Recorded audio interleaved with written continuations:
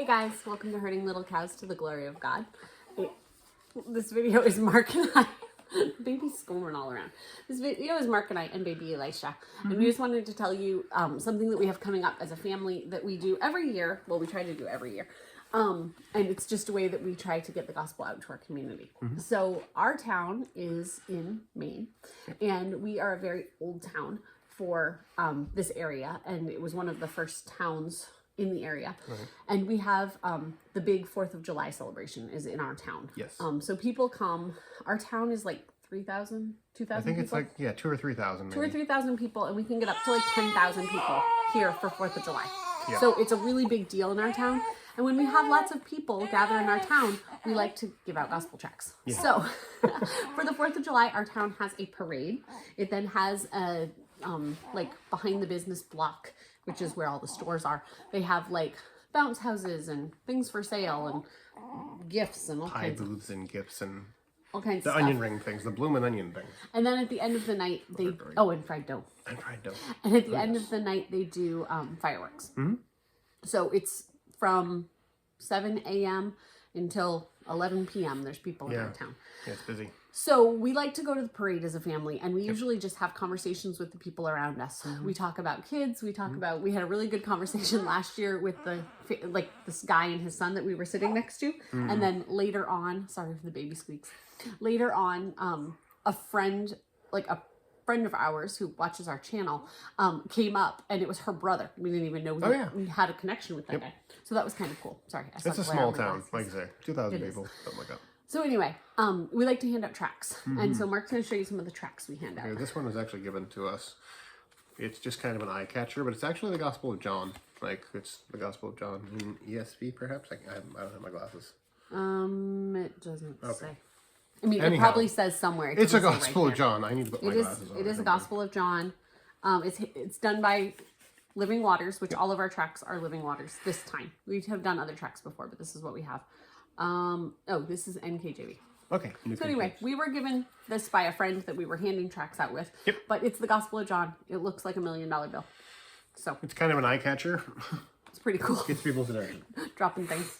Okay, so this is just kind of a tract we tend to have a lot because we've done a lot of ministry regarding abortion, and we do suggest Living Waters and Ray Comfort for evangelism resources and most things. I mean, we always find somebody to disagree with on something, but this is a really good tract. It just goes through what is going on in the womb. Obviously, at different stages. This person here was in the womb very recently, but at different stages of things that they can see and just the way that God has made us. And so it's a good kind of encouraging tract because it really is about, wow, God made human beings so marvelous that we don't even barely understand it. Yeah. And he's wise enough to not just know all these things, but actually created it himself and sustains it. And on the back of it, there's a QR code, but it's 180movie.com, and it's a 33-minute video about people changing their minds on abortion. With Ray Comfort is an evangelist. He goes out and talks to people with a video camera. You can watch his interviews, but this one is specifically about talking to people about abortion and when is it right to kill a baby? Like, when is it okay to kill a baby?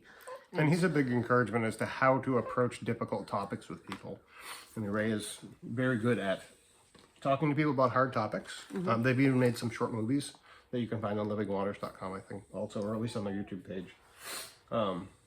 But to bring the gospel to people where they're at without being weak on it, but also not being harsh toward people too. We're supposed to have compassion on the lost and love our neighbors. That's the goal of evangelism, is to win people with the gospel.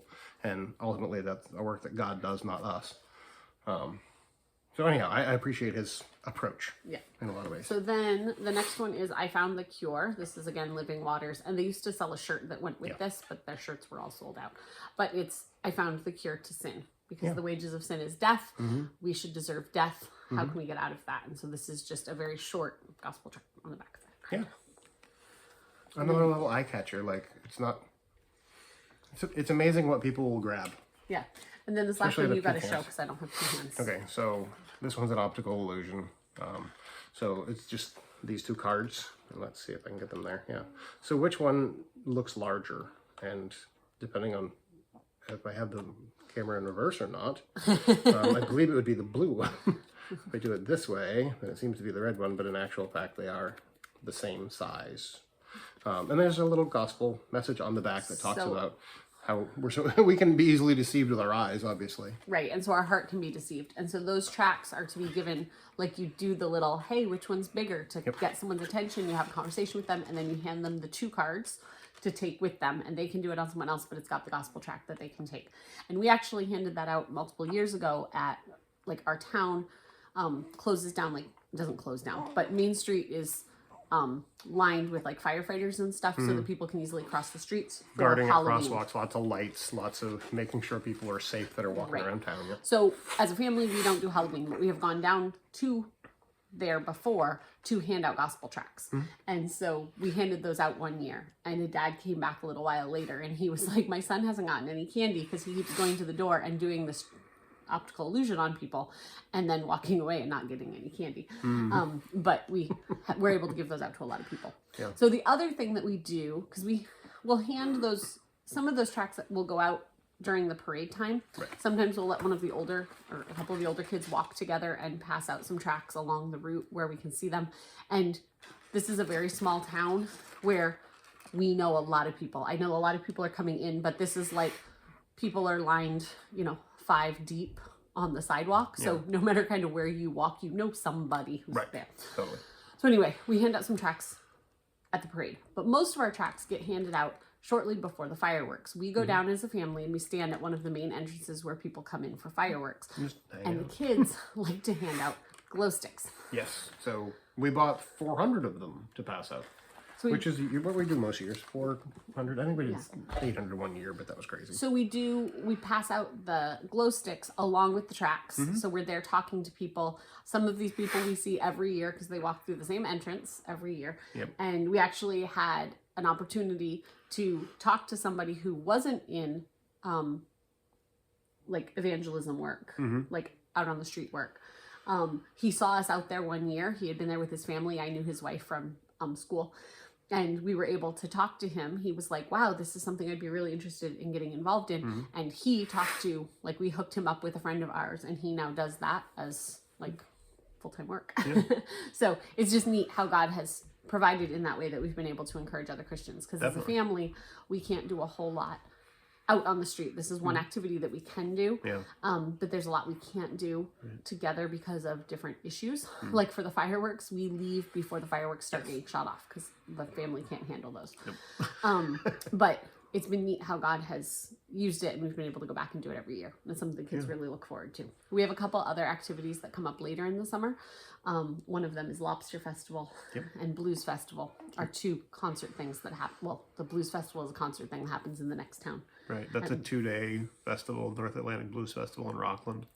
And then the other one is our local, it's called the Lobster Festival, but people come from all over the country and the world to go to it.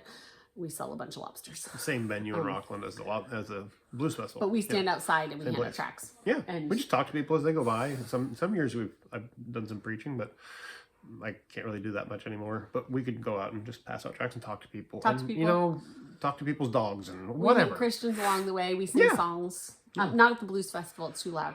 We have some Bible verses on signs, like evangelistic signs, that kind of thing. So we just start conversations with people. So we're not out at any of these things protesting any of them. We've had people who think we're protesting. Why are you protesting the blues? Yeah, why are you protesting the blues being out there? It's just they drew a crowd, so we're out there handing out the gospel. Where people are is where you should go. Yeah. Like if you want to share the gospel with people, then go where the people are. Like our daughter and son-in-law live in Knoxville, and they're out in Market Square. Probably Market Square, which is like kind of, there's a bunch of shops and things going on, and so they go down there so they can share the gospel. It's a casual atmosphere. People are coming in shopping or going to a restaurant or something like that. Nobody's in a big hurry down there, so it's a good option for conversation, like the university. Yeah. Same thing. So anyway, so we just wanted to share a way that if you live in a smaller town that doesn't have as many people around, Yes. Because it's easy when you live in a big city. There's always places you can go and find people. In our town, there's not. So It's work. just an encouragement to find a time when your town is already drawing a crowd. And get out and tell people. Just Go be in the community. Be in the community. Just meet people, however that is. So anyway, we hope you enjoyed that. We will see you guys next time on Herding Little Cows to the Glory of God.